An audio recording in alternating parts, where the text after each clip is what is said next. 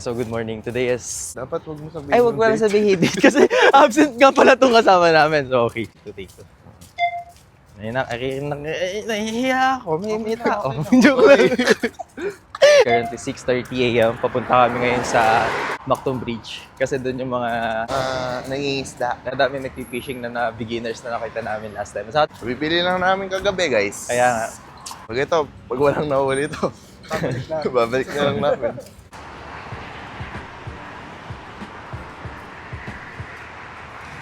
hindi naman siya masyadong malayo sa bahay nila Carl. Parang mga 10 minutes to 15 minutes walk lang.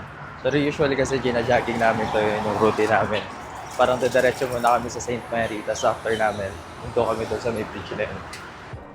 Ito yung baba ng bridge ng Almac 2. Kasi yan yung mga nagpipishing. Isa dito kilala namin, pangalan niya Eric. Erwin. Ayan, Erwin. So, shock siya ngayon kasi dati wala kami mga gamit. Ngayon may gamit na kami. Bossing ayos ba? Siya yun. Kumabila. Camp base. Gutom kayo kung wala yun. Setup lang namin to. Sino magpipishing na may dala ng tissue? May pagkain pa akong dala. Ito sa'yo. Ito yung nasa taas mo. Oo. Kahit ano naman yan. Oo nga, low tide ngayon. Kita niyo to? Ito oh. Yan yung nakuha namin kagabi, Black Sniper. Siya yung pangalan niya. Tapos nagkaka-price to ng 230. Full set naman na kasama yung wiring, kasama yung hook, lahat-lahat. Dapat straight daw to eh. Ayos ba, bossing? Nanggaling po kami dun eh, sa may sinadjust nyo po na ano. Yung sinadjust nyo po na shop. Ewan ko po kung sino yung nakuusap nito yung sa shop na yun. Anong pangalan? Isa daw po sa mga sponsor nyo yun eh. Sabi naman namin, sige, go! Sniper. Black Sniper po. Black Sniper 3. Mura. Hindi ko naiintindihan po to. Yan pa nga din po yung sabi. Kailangan 20 to 30% lang yung drag eh. Para di masira eh. Kala mo naman kuya, makakahuli agad. Shit! Hindi ka kami dito kuya, kasama kuya nung nakahuli to ng first time ng Barracuda, yung pinasinan niya daw po sa kanya. Dito ang tumuro sa akin. Kaya nga po, di kami kasama nung kuya. Pinatatawagan talaga kayo doon kagabi kuya, para ma-confirm. Kaso nahihiya lang kami. Mamaya, suggest nyo sa amin, sige, magdaing na lang kayo. Ito yung Ayun, tinan mo. Yung tunog daw. Hindi tulog yun. Kanto mo ba?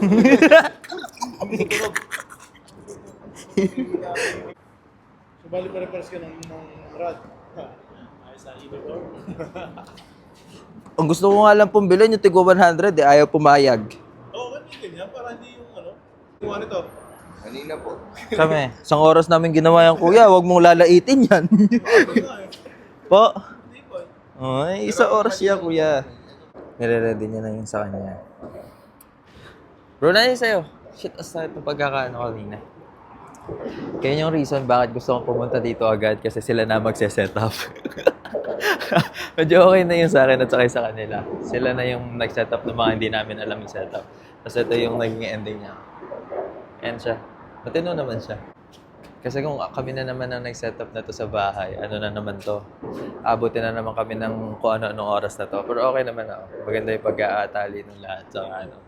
Tapos yung right amount nung ano niya, nung grip talaga dito kailangan kasi para di maputol yung pinaka-rope na to. Time na para maglagay ng isda.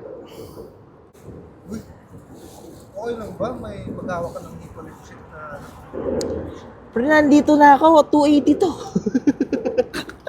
Wait lang, may tissue naman pala tayo doon. Hindi, oo, may hugasan dyan. Parang hindi pa sumasagot sa ilalim yan. Yung kay Carl. Sabi tata. Nasabit ka? Wala, hindi po. Bakit wala naipon mo? Bro! Eh! Pero ilalag go ko to, medyo manete. First First catch, first catch.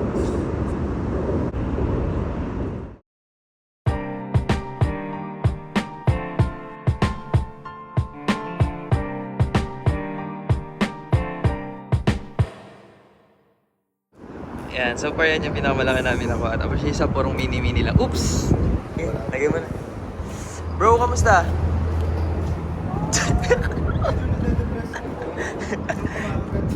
Kasi ang pangit ng bahay niya kanina, kaya siya ganyan. May, sinama pa yung buntot nung isda. Judgmentally mga isda na.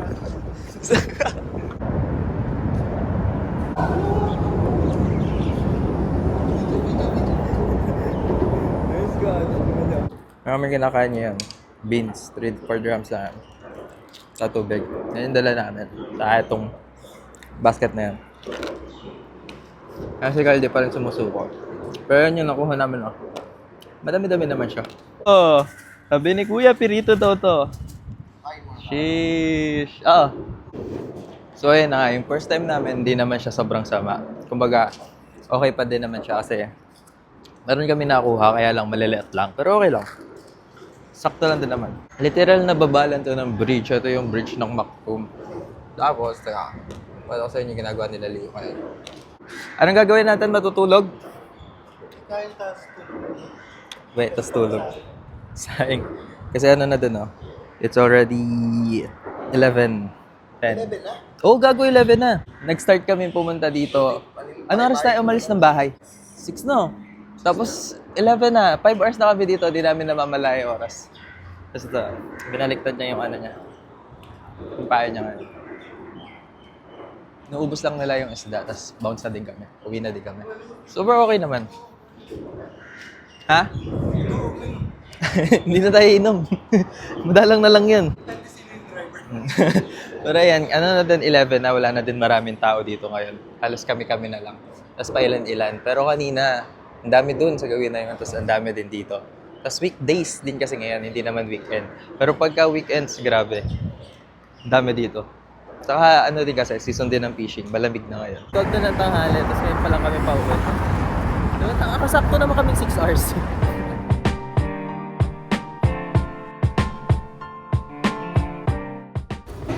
Saka na. Angelfish. Hindi ito yung angelfish. Hindi naman sabing hindi malinis yan. Tangina mo! Hindi ka na nangyari sa lumin. Dito. Kaya mo yung pre. Papaksiw kami ngayon. Papaksiw namin yung maliliit na isda. Gano'ng karami ba? Sige, lagay mo na ako sa patigis yan.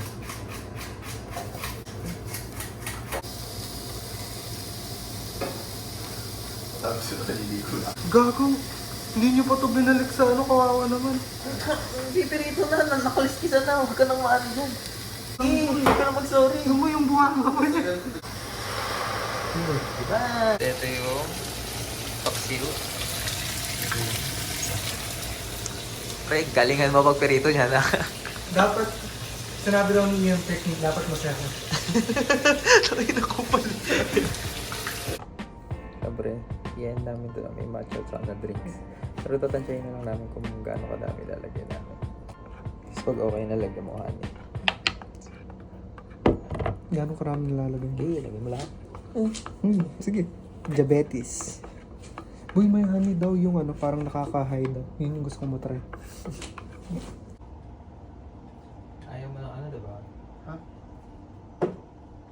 Hindi, bigyan mo din akong jam, boy. Oo.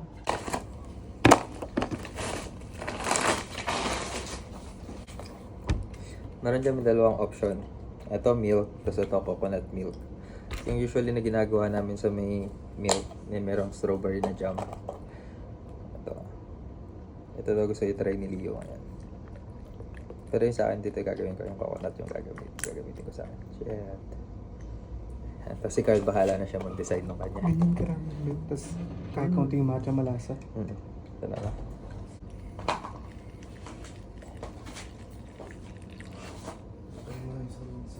Yan, so yan. Sige pa.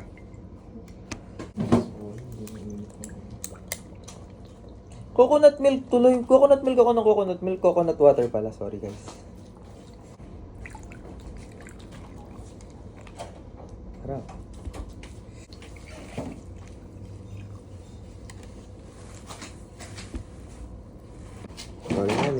Naka-video. Boy. Hindi, kung bibilin natin to sa labas, mga 10 dirham siguro, no? Ano ko kayo? Ready ka na naman mataranta? Straw. Yung member natin isa, kulang. Pwede na tayo kanin. Ay, di ko naman. Ako, okay lang sa akin. Okay lang kahit may malagay.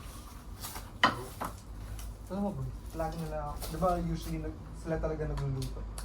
Pauwi ko galing mga office. May pagkain na ako. Sabihin nila, painit mo.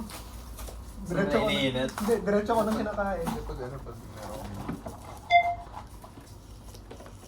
Pero mostly meron. Pero pag tinatapos Sarap, na- lasang suso. Yung mga ano. Parang Starbucks drinks talaga eh. Nasa isda. Ha? Nasa isda. Sarap na sa'yo, ano? Mm. Na? Kuha kayo dito. Magkano ba dito? Pero hindi yung malasa yung matcha niya. We? Sa amin malasa yung matcha. Patry nga lang. Slow. Nasa na? Nasa isda. Talaga? Kasi nakalapit na tayo. Hindi, yung coconut, ano talaga yung coconut juice. Nasa talaga siya coconut juice. Okay. Lasa yung coconut water. Ate Bird. Pero mas trip ko pa rin to. Sarap na. Oo. Kahit kami din naman, trip talaga namin yan. Sarap na to. No? Suka. Okay naman yung lasa ng isda na nahuli natin, bro.